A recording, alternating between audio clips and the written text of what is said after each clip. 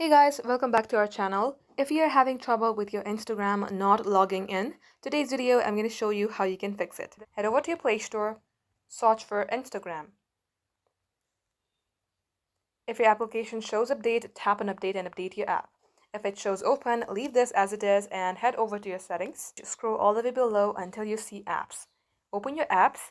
You have to search for Instagram.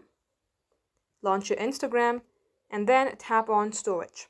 Here, clear the cache, and if you remember your credentials like your username and password, you may also go ahead tap on clear data. But if you clear the data, Instagram will require to re-log into your account. So come back onto app info page, tap on force stop and then OK. Under set as default, make sure this is untoggled.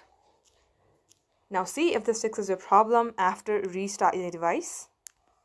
If it's still not working, then you may get logged into your account via a web browser.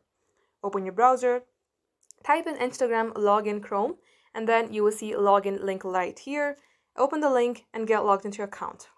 That means if you can log into your account via web browser, you have a fault in your app, and all you have to do is long tap onto your app, tap on install, tap OK, and then reinstall again from your Play Store. Once you do that, this shall definitely fix your problem.